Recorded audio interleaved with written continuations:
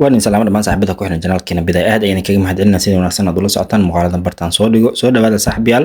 maanta waxaan isla eegi doonaa sheekooyinkii ugu dambeeyay arrimaha aflaamta kuwooda lagu hadalhaynta badan yahay balse intaan ugu dagalin muuqaalkayga waxaan ka codsanayaa janaal kusoo biirto muuqaalka dadka shalaag inoo saar sii sheergalay oo la wadaaga asxaabtaada soona dhawaada saaxiibayaal sheekada ugu horreysay muuqaalkeen aan ku bilaabi doono waxaa weeyaan jalaaga lagu magacaabo Sheikh Kumar ayaa la qorsheynayaa asigoo afhindi inuu dib u sameeyo filimka lagu magacaabo Sankarafika Sunam filimkan telugu weeyaan super hit ayuu noqday waxaan hogaamiye ka ah markii la eegana ninka lagu magacaabo Venkatesh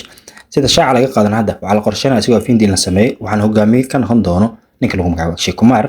waqtiga rasmiga lama shaacin laakiin xantu waxay sheegaysaa in Sheikh Kumar uu filimkan asigoo hindi dib u sameeyo doono sheekooyin kale waxaa qayb ka ah markii la eegana filimka lagu magacaabo Kantara ayaa kaalinta labaad ka soo galay aflaamta Canada oo dhankaas koonfur Hindiya ee lacagaha ugu badnaa soo xariyay isbuucooda labaad kaliya KGF Chapter 2 ayaa ka horeeya oo 106 karoor keenay Kantara ayaa noqday filimkii labaad ee Canada ah kaasoo soo xariyay lacagiisa ugu badnaa isbuucii labaad 103 karoor ayuu soo xariyay saaxiibayaal filimkan waa dar weyn ayuu sii dhigayaa waqtigan la joogo waa blockbuster maalmaha soo socda waxa laga yaabaa inuu all time blockbuster uu noqdo saaxiibayaal sheekooyinka waxa qayb ka ah jalaaga lagu magacaabo Sidante ayaa la qorsheynaya filimkiisii Rami in la sameeyo laakiin Netflix ayaa shaaca ka qaaday filimkaasi dib loo dhigay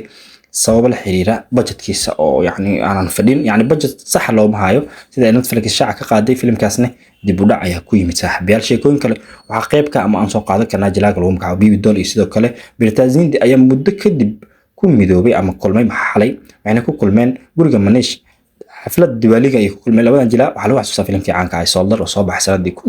1998 oo laba jilaa oo markay shaashada ka soo muuqdaan aad loo xiiseeyo sheekooyin kale aan soo qaadan karno waxa qayb ka ah saaxiibayaal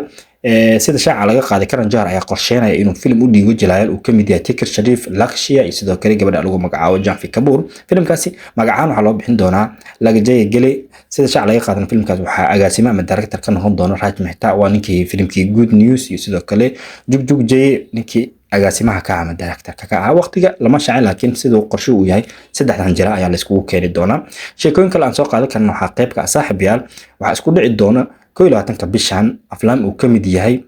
eg diiwaanka diiwaaniyad oo hogaamiye uu ka yahay ninka lagu magacaabo Arif Shandi waa aktoorihii sanam tiri ka samqaytiisa labaad waday iyo sidoo kale ande filimkiisa iyo sidoo kale filimka lagu magacaabo Thama kaas oo hogaamiye ka wadiyeen Sharada Kapoor Ayushman Khurrana iyo sidoo kale gabadha koonfur Hindiya caanka ka ah Rashmika Mandana labadan film ayaa shaaca laga qaaday in isku dhici doonaan bishan 22 markay gaadho saaxiibayaal labada filimba waa loo film oo aad loo sugayay daawashadooda filimna waa iska horror filmna waa nooc meel jacayl filimka eg diiwaaniyad ayaa ah film jacayl halka filimka lagu magacaabo Thamba uu yahay film horror ama film cabsi ah ugu dambeyn haddii aan eegno maanta oo kale aflaamta soo baxan waxaa soo qaadan karnaa filimka lagu magacaabo Dijiteshime Gangare tahay ama Govinda Hirbadiya maanta oo kale ayuu soo baxay ama maanta oo kale markay ku beegneed 13 Oktoobar sanadii 2000 ayuu soo baxay filimkan Govinda iyo sidoo kale Sonali Bandar ayaa hogaamiyay ka ah natiijo aan faloob ayuu noqday ama filimku dareystay haddaba intaas ayaan kusoo gabagabiyay muuqaalkayga fadlan hadaad ka heshay muuqaalka like inoo sii share gareey oo la wadaaga asxaabtaada aan ku mahadsantahay daawashada muuqaalkeena